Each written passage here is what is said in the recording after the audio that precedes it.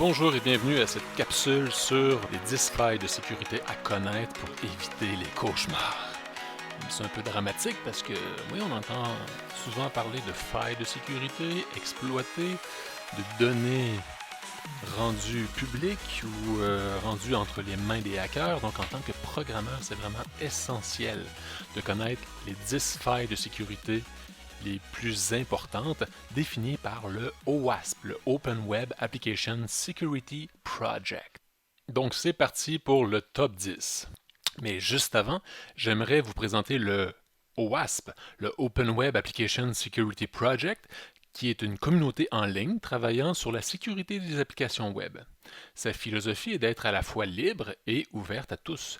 Elle a pour vocation de publier des recommandations de sécurisation web et de proposer aux internautes, administrateurs et entreprises des méthodes et outils de référence permettant de contrôler le niveau de sécurisation de ces applications web. OWASP reconnu internationalement et de façon récurrente, il y a des rencontres à Québec au Cégep de Sainte-Foy. Donc le top 10 du OWASP, on peut dire que c'est une référence dans l'industrie. Si vous êtes programmeur, développeur, administrateur de système, ça peut être important de connaître ce top 10-là. Ça porte principalement sur les vulnérabilités des applications web, des sites web. C'est la version 2017 qui est la plus récente. La version précédente était celle de 2013 et il y a une version française disponible sur GitHub en format Markdown. Donc initialement c'est écrit en anglais et traduit dans plus d'une dizaine de langues. C'est basé sur le risque. Le top 10 est basé sur le risque, l'ordre, le premier étant le plus risqué. Et c'est quoi le risque? C'est l'impact multiplié par la probabilité. Donc la probabilité que cette faille-là soit justement dans votre logiciel et l'impact que ça pourrait avoir sur vos données, sur votre réputation. Puis il existe d'autres top 10, entre autres le top 10 pour le développement mobile et tout nouveau le IoT pour les objets connectés, donc Internet of Things. Donc, ce qui est important de retenir dans tout ça, c'est qu'un développeur web qui comprend bien les vulnérabilités du top 10 ainsi que les mitigations pour chacune aura accompli 80% de sa formation en sécurité. Et maintenant, passons immédiatement au top 10. Le premier, l'injection, que ce soit l'injection SQL ou l'injection de commandes système. Le deuxième, authentification de mauvaise qualité. Quand on parle d'authentification, on parle de connexion, login. Exposition de données sensibles. Il y a une porte d'entrée qui permet d'afficher des données sensibles, des noms d'utilisateurs peut-être, des mots de passe, des configurations système.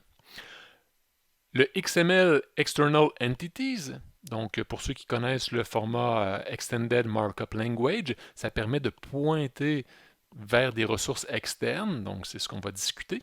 Violation de contrôle d'accès, cette fonctionnalité-là était réservée à l'administrateur, mais il y a quelqu'un qui a réussi à accéder par une page quelconque. Mauvaise configuration de sécurité, vous avez mis en ligne, mais vous avez oublié de configurer le HTTPS. Ça serait tout de même une grosse faille de sécurité, donc certains utilisateurs pourraient sniffer le trafic qui est échangé entre un client et un serveur. Le cross-site scripting, qui permettrait d'exécuter du script, du JavaScript sur votre page, et entre autres de défigurer votre site, de changer les couleurs, de manipuler le DOM de votre page. Des sérialisations non sécurisées. On a sérialisé des données, on les a converties en binaires, par exemple, et lorsque vient le temps de les désérialiser, on n'a pas tout à fait vérifié quelques éléments et ça pourrait mener à une faille de sécurité. Utilisation de composants présentant des vulnérabilités. Vous savez, les projets de développement de sites web deviennent de plus en plus gros. On utilise une panoplie de composants ou de librairies pour accélérer le développement, mais certaines de ces librairies-là auraient des vulnérabilités. Et finalement, journalisation et surveillance insuffisante. Votre site web est sécurisé? En tout cas, vous pensez qu'il l'est. Mais il y a des gens qui sont en train de tenter de se connecter avec des millions de mots de passe et des noms d'utilisateurs. Et il n'y a pas aucune alerte qui se lève. Donc peut-être qu'il manque de surveillance sur votre site web, sur votre serveur. Donc ça fait quand même un bon tour de ces différentes failles de sécurité pour le top 10 2017. Et ce qu'on va voir, c'est que d'année en année ou de version en version, les différentes failles varient. Donc on peut voir à gauche en 2013 et à droite en 2017, il y a eu des nouvelles failles qui sont apparues, il y a eu des déplacements de failles. Donc le OWASP mène des enquêtes auprès des entreprises afin de déterminer quel genre de failles, quel genre de problèmes ils ont eu et ils sont en mesure de réordonner les différentes failles entre les différentes versions. Juste avant d'aller dans le détail de ces failles-là, puis de mieux les expliquer et de vous présenter le site en français sur GitHub, j'aimerais qu'on parle un peu de vocabulaire. Agent. Agent, c'est quoi? C'est une personne, une machine, des groupes ou des rôles qui vont interagir avec le système. Vecteur, c'est les points d'accès, les surfaces d'attaque par où les utilisateurs vont entrer et c'est quoi la surface d'attaque. Quels sont les endroits où il faudrait sécuriser, où il y aurait possiblement des attaques. Vulnérabilité, c'est des mécanismes d'exploitation qu'on pourrait exploiter, des endroits où il y aurait des failles. Puis l'impact, c'est l'effet de l'exploitation. On a réussi à exploiter une de ces failles-là et c'est quoi l'impact? On a perdu nos clients, notre site web était non fonctionnel pendant 10 jours, pendant une journée, les données confidentielles de nos utilisateurs sont parties dans le cloud, donc ça pourrait être des exemples d'impact. Mitigation, c'est quoi l'objectif? C'est d'atténuer le risque. On sait que le risque zéro est comme impossible, mais notre objectif en tant que développeur, ça va être de diminuer, d'éliminer presque le risque pour réduire l'impact ou la probabilité de succès d'une attaque. On utilise ce mot car c'est moins confondant que protection ou défense, donc mitigation.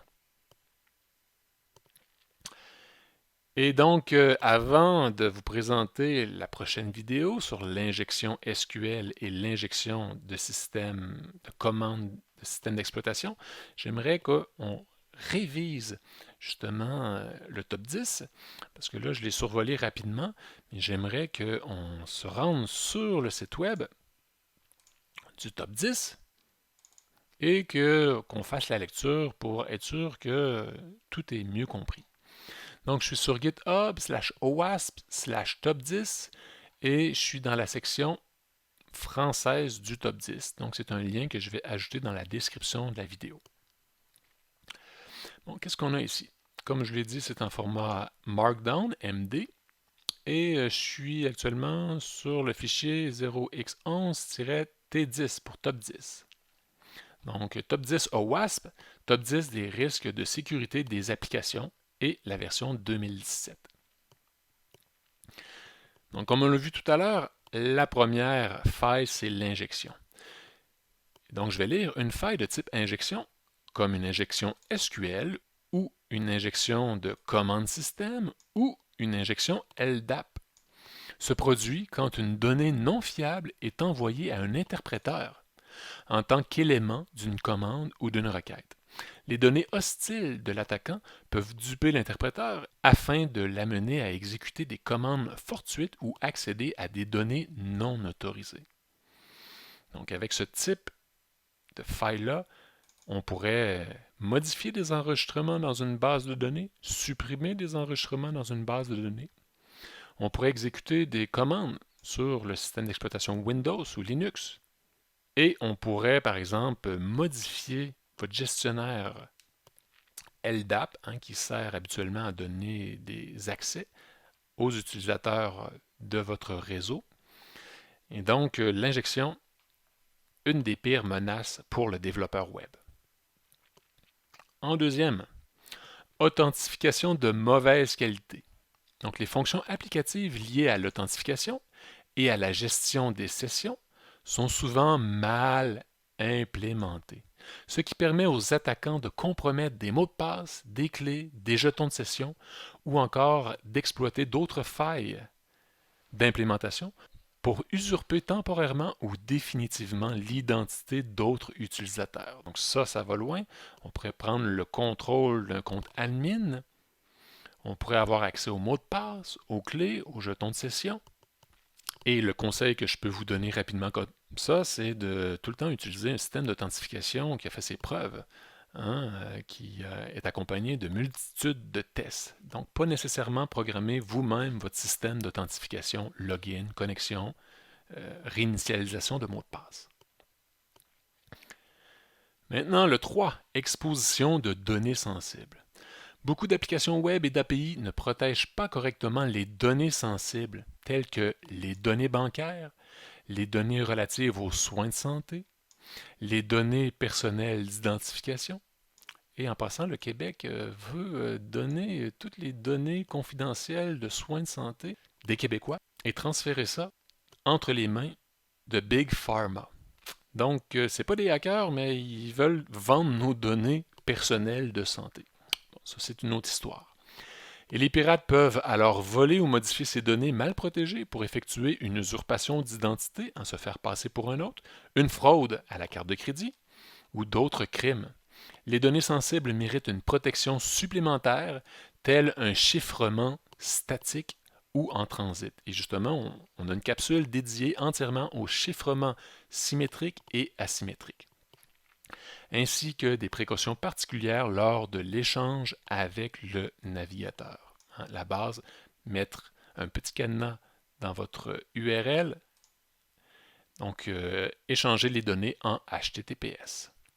On a une capsule entièrement dédiée à cela aussi. A4. XML External Entities. On dit que de nombreux processeurs XML anciens ou mal configurés évaluent les références aux entités externes dans les documents XML. Les entités externes peuvent être utilisées pour divulguer des fichiers internes à l'aide du gestionnaire d'URI.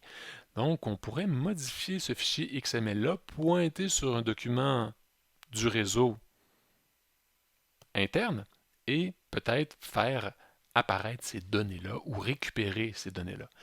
Pour faire des partages de fichiers internes, pour faire de l'analyse interne de port, pour exécuter du code à distance et pour faire des attaques par déni de service. Donc en 4e position, 2017. A5. Violation de contrôle d'accès. Les restrictions sur les droits des utilisateurs authentifiés sont souvent mal appliquées. Les attaquants peuvent exploiter ces failles pour accéder à des fonctionnalités et ou des données non autorisées. Par exemple, accéder aux comptes d'autres utilisateurs, visualiser des fichiers sensibles, modifier les données d'autres utilisateurs, modifier les droits d'accès. Mauvaise configuration de sécurité.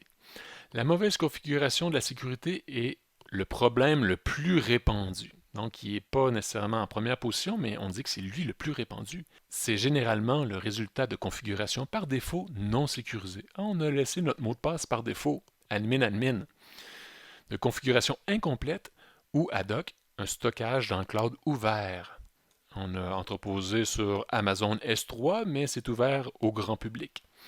D'entête HTTP mal configuré, de messages d'erreur verbeux contenant des informations sensibles. On a la version de notre système d'exploitation, le nom de notre système d'exploitation, la version de notre serveur web.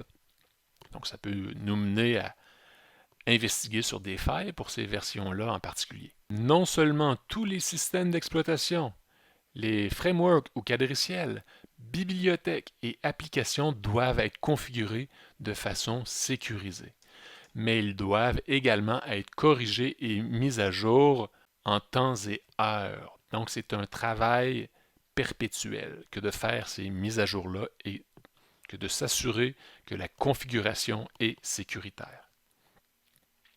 A7.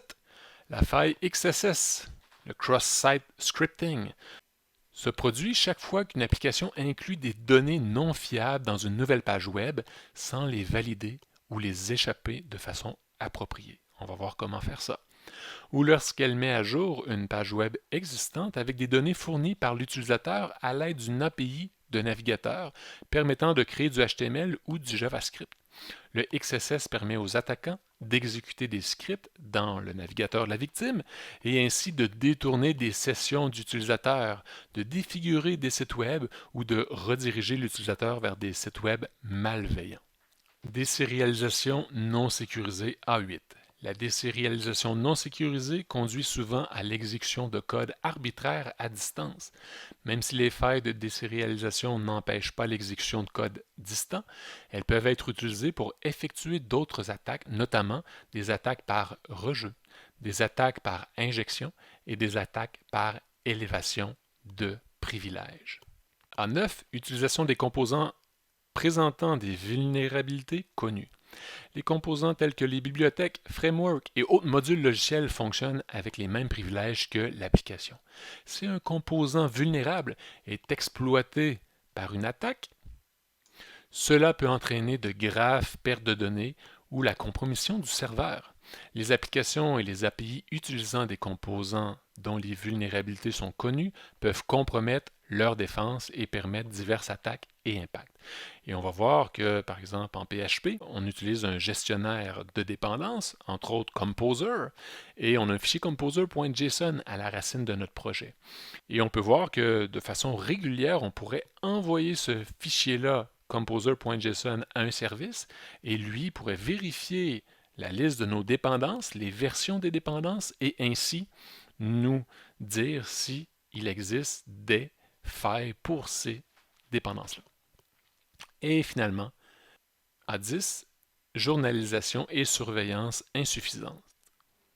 L'insuffisance de journalisation et de surveillance couplée à une intégration avec la réponse aux incidents, inefficace ou absente, permet aux pirates d'attaquer des systèmes de façon plus avancée, de maintenir la persistance, de basculer vers d'autres systèmes et de falsifier, extraire ou détruire des données.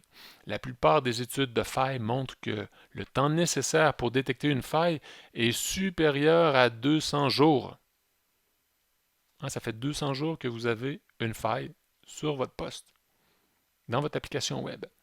Généralement, cette faille est détectée par des parties externes plutôt que par une surveillance ou des processus internes. Donc, idéalement, ça devrait être votre équipe de White Hat qui devrait être en mesure de pouvoir identifier ces failles-là et de pouvoir les colmater rapidement. Donc, ça met fin au top 10. Et donc, je vous invite à relire le top 10 à tête reposée et de revenir peut-être ici pour investiguer l'injection. C'est notre prochaine étape. Le prochain tuto sera de voir la première faille injection. Et on va donc passer à travers le détail de l'injection et on va bien évidemment donner des exemples. Et je vais vous donner un exercice d'aller hacker un site web qui est non sécurisé. Donc j'espère que ça vous a plu. Ça demeure tout de même assez théorique, mais dans les prochains cours, ça deviendra plus pratique et je vais vous inciter à devenir White Hat et tenter de justement hacker des sites web pour que vous puissiez développer cette expertise-là. Et je tiens à faire une petite parenthèse que vous ne pouvez pas hacker n'importe quel site. Je vais vous donner un site web en particulier qui est dédié justement à l'entraînement de nouveaux hackers ou White Hat. Donc, n'oubliez pas que la loi interdit justement de tenter d'exploiter des failles de sites web au Canada, en Europe. Ça va être bien important de respecter cette règle-là. Et bien évidemment, un peu plus tard, on va se mettre en place des machines virtuelles vulnérables et on va se mettre en place Kali Linux et on va pouvoir justement expérimenter dans notre machine sans avoir à prendre des risques puis de se faire prendre justement à exploiter des failles de sécurité. Donc j'espère que ça vous a plu. Prochaine vidéo, l'injection. Donc je vous y attends. Et si vous avez apprécié la vidéo, n'hésitez pas à aimer la chaîne. Vous pouvez aller sur le site Atom Race, il y a toujours des compléments sur la cybersécurité. Et donc, je vous dis à très bientôt.